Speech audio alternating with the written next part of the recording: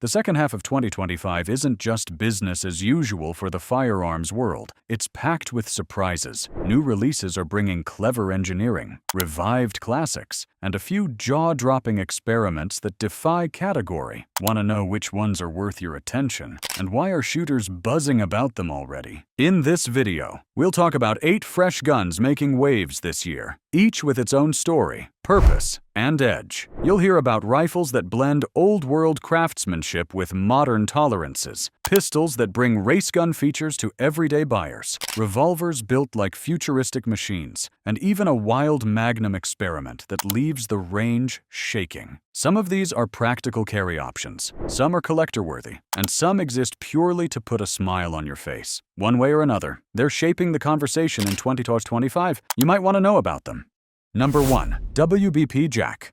The Polish-made WBP Jack is the company's answer to shooters who liked their earlier WBP Fox but wanted a classic AKM rear trunnion instead of the barrel pattern. Everything is new-made in Rogoff, not demilled surplus. Early runs wore FB Radom cold hammer forged, chrome-lined barrels, the same pedigree as Polish service rifles, while current guns use WBP's night-rided tubes that still live long, honest lives. Pick one up and the fit speaks first. Rivets are straight, coatings are even, and the laminated stocks look like a proper AK should. Some special runs wear exotic hardwoods, zebra wood, wenge, Purple Heart, that turn heads at the bench, and many small parts carry matching serials and the Polish eagle on the rear sight block. The trunnion is forged, the carrier and bolt are machined from real steel, and the side rail welcomes a proper optic mount if you're moving beyond irons. In use, the rifle is AK honest. Expect 2 to 4 MOA with decent ammo and basic comfort upgrades like an improved safety lever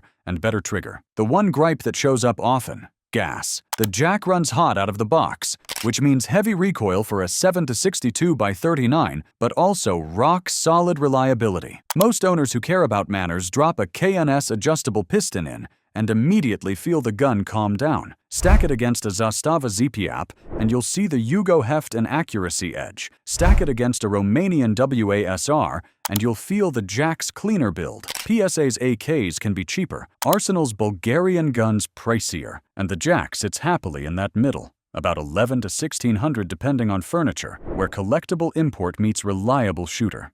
Number 2. NEMO OMEN Nitemare 300 Win Mag.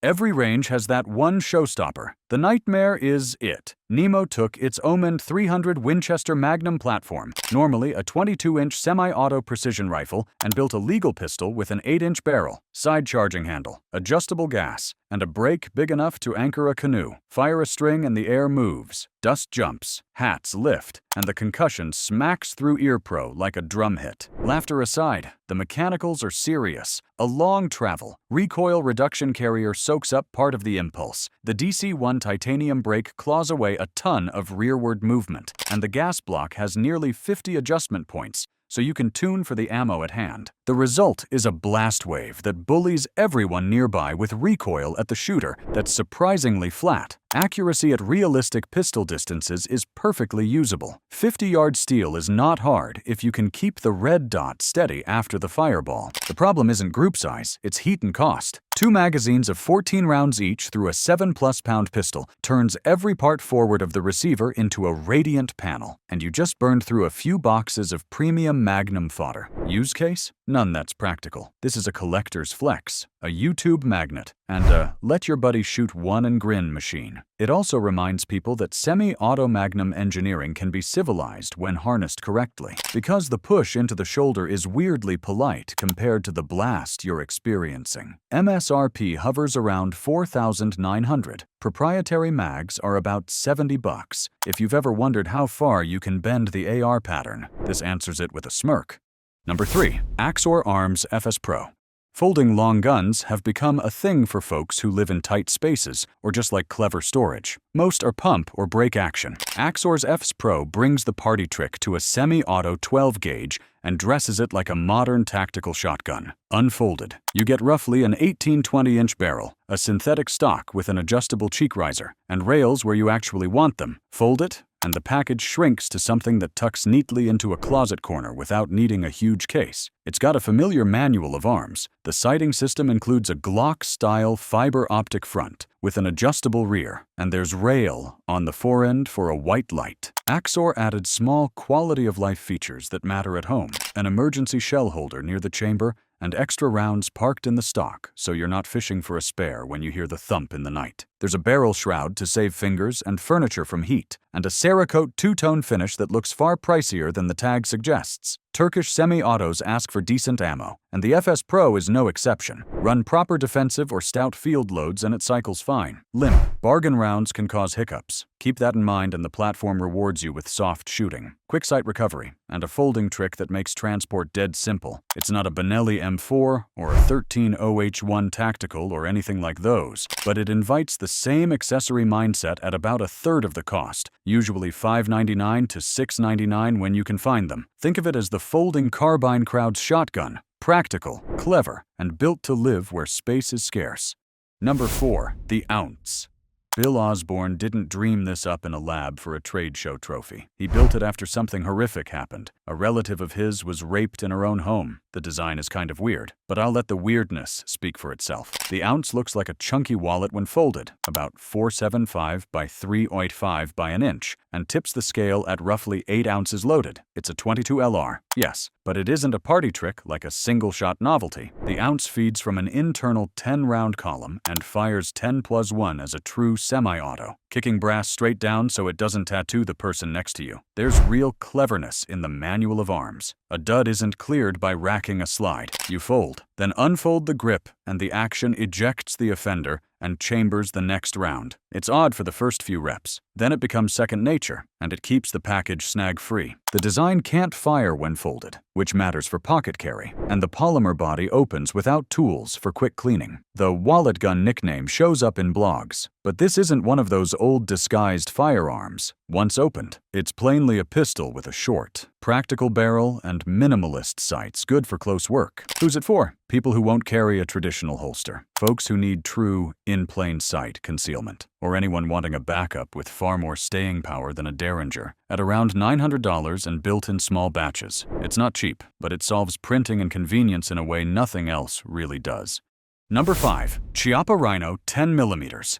Emilio Gisoni's last big idea never stopped turning heads, and Chiappa's 2025 move to chamber the Rhino in 10mm auto keeps the lineage spicy. The barrel lines up with the bottom cylinder, so recoil pushes straight into the wrist instead of levering the muzzle sky high. Combine that with a hex profile cylinder that trims width and an internal hammer system that gives a clean DASCA feel, and you get a revolver that shoots flatter than its size and chambering suggest. 2 flavors landed: the 60DS with a 6-inch pipe and the handier 30DS with a 3-inch barrel. The long gun is a hunter's friend, great sight radius, fiber optic front, adjustable rear, and the kind of downrange energy 10mm is famous for. The shorter nickel model puts serious power in a compact belt package without the flip and flare most Magnum-class wheel guns produce. Frames are machined 70-75 T6 alloy to keep weight reasonable. While steel goes where pressure lives, rails on the longer guns take lights or lasers, a rare perk on a revolver. It isn't perfect. Sight over bore is tall, so close-range POI shifts can surprise new shooters. And moon clip handling takes a minute to master. But for sport shooters wanting fast doubles, hunters who like a light yet capable sidearm, or anyone who wants 10mm punch with revolver simplicity, the Rhino's proposition is unique. Stack it against a Smith 6-10 or a Glock 20, and it feels like the future parked next to the past. Slimmer cylinder, lower bore, softer return to target. As for the price,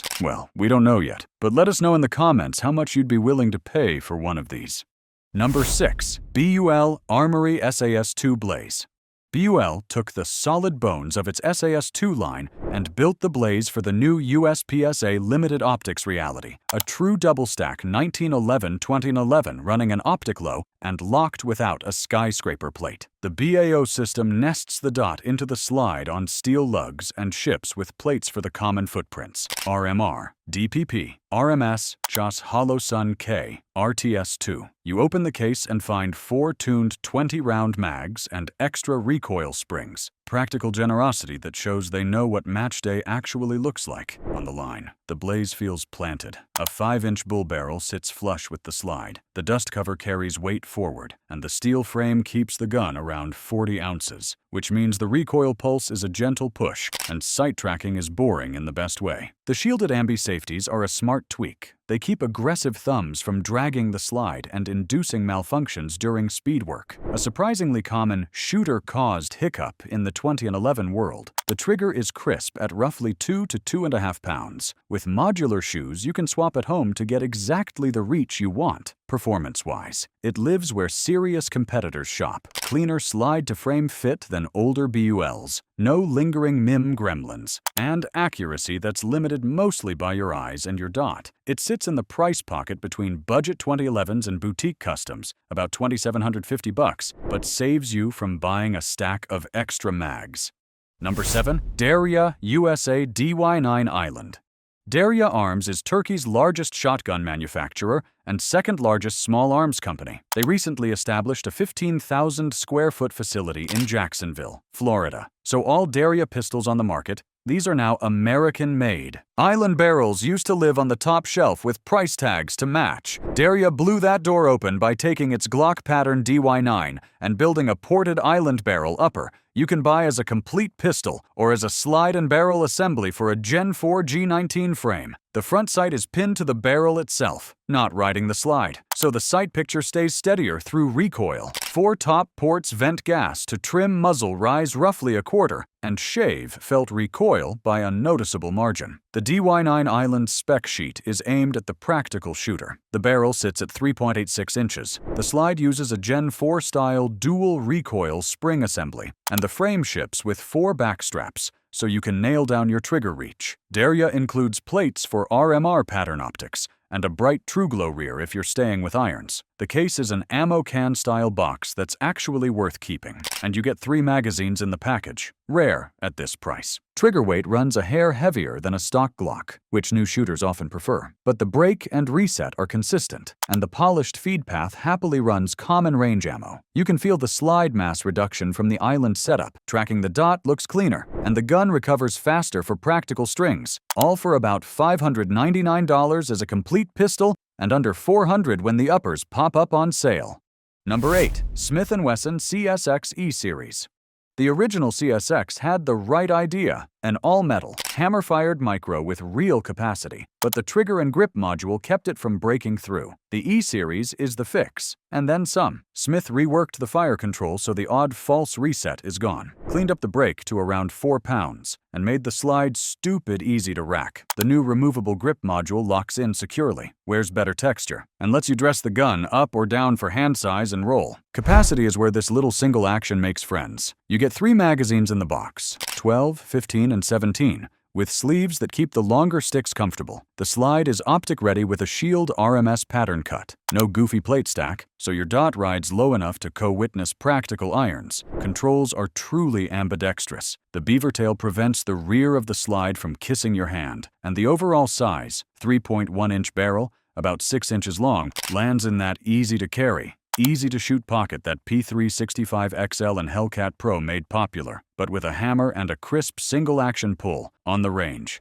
It's snappy in the way small 9mm are, but the slide's springing and geometry make it manageable for new shooters and seniors. Reliability with common factory ammo has been excellent in the samples we've seen. No drama across a couple hundred rounds of mixed 115 to 147 grain loads. For $600 to $700 MSRP, maybe closer to $550 on the street, it's the most affordable Mini 1911 vibe. Modern capacity, optic-ready pistol going, and a very real alternative to far pricier single-action micros. And there you have it, guys. 8 new guns shaping the second half of 2025. I'm personally loving the NEMO OMEN, but I want to hear from you. Which of these would you actually take to the range, carry daily, or add to your collection? Drop your thoughts in the comments. Don't forget to like, share, subscribe, and click that bell so you won't miss the next deep dive into the firearms shaping our future.